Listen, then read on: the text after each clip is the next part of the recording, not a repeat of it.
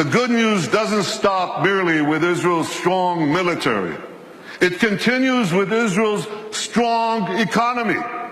It's a tremendously strong economy. And I'll tell you, we made it stronger by moving Israel to free market principles, which unleashed the spark of genius embedded in our people into innovation, entrepreneurship.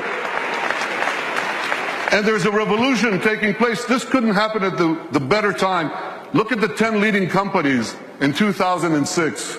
5 energy companies, one IT company, Microsoft. And a mere 10 years later, 2016, a blink of an eye in historical terms, it's completely reversed. 5 IT companies, 1 energy company left. The true wealth is in innovation. You know these companies, Apple, Google, Microsoft, Amazon, Facebook. Guess what? They all have research centers in Israel. All of them. Major research centers. And they're not alone. There are hundreds more. And there's a reason. Something is going on. It's a great change. You want to hear jargon? It's one sentence.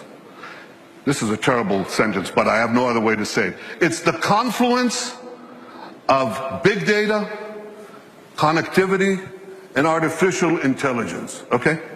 Did you get that? Yeah. You know what that does? It revolutionizes old industries, and it creates entirely new industries. So here's an old industry that Israel was always great in, agriculture. We're always good in agriculture. But now we have precision agriculture. You know what that is? See that drone in the sky? He's connected to a big database. And there are sensors in the field. And in the field, there's drip irrigation and drip fertilization. And now we can target, with this technology, the water that we give, the fertilizer that we give, down to the individual plant that needs it. That's precision agriculture. That's Israel.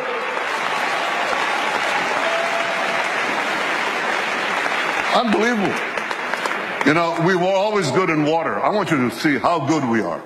So we recycle almost 90% of our wastewater. The next country with less than 20% is Spain. You can see how Israel, what it does for water, what it does for the environment. So when you take these two things, agriculture and water, and the other technologies that we apply in both, we can change the world. We are. We are. I just heard about an African woman in Africa has to walk 8 hours a day to give water to her children. 4 hours one way to a well, 4 hours back. And a young Israeli company brought in this technology that improves on Moses. Remember Moses? He brought water from a rock. They bring water from thin air. They bring water to Africa, to millions of people in Africa. Israeli technology. And I was just recently in India. That's my friend, Prime Minister Narendra Modi. Great friend. I'm showing him cherry tomatoes. This is in Gujarat, India. This is Israeli technology. And what I heard there was fantastic. Farmers came from the region. There's an experimental farm there and a place where Israel gives technology know-how to Indian farmers. 65% of India's population are farmers. And one farmer after the other gets up and says, because of Israeli technology, I've increased my crop yields and my income 3 times, 4 times, 5 times. Israel is changing the world in India, in Asia, in Africa, in Latin America, everywhere. These are the old industries. Now there are new industries. Israel is literally, how can I say this? Israel is literally driving the world. I'm talking about autonomous vehicles. Israel is a world leader in autonomous vehicles. 500 tech companies that sprang out almost instantaneously. And one of them, Mobileye, up there on the left, was just sold to Intel for the paltry sum of $15 billion. But the interesting thing is that Intel said to them, Here are the keys to our 30 worldwide autonomous vehicle businesses. You run it. Israeli technology is driving the world. And one last industry, there are many more, but one more that you're all familiar with. You have bank accounts? You should. Okay. Well, you don't want anyone hacking into them, right? Or into your cars, or into the planes you ride. You need cyber security. Everybody needs cyber. Israel has become a world leader in cyber security. Look at how much they invest in the hundreds of Israeli startup companies. Tremendous companies. But here's another factor that you should know. Israel's population is how much? Who knows? Class? 8 million. It's closer to 9, but it's about between 8 and 9 million. That's correct. And what percentage of that is of the world's population? Oh, come on. It's 1/10 of 1%. So what percentage do we get of the world global investment in cybersecurity, in private investment in cybersecurity? We're 1/10 of 1% of the world's population, and we get a whopping 20% of global private investment in cyber. We're punching 200 times above our weight. Not 2 times, not 10 times, not 100 times, 200 times above our weight. That's one heck of a punch. Very strong. Now here's how the dots connect.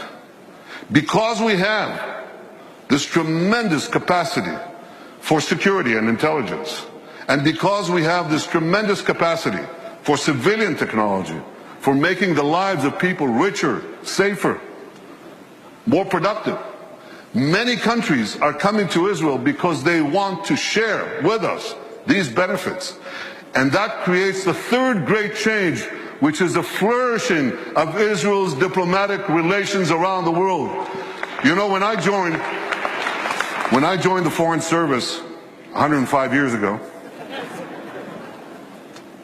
as the DCM to this city, Washington, the number 2 in our embassy, I think we had about 80 or 90 countries with whom we had diplomatic relations.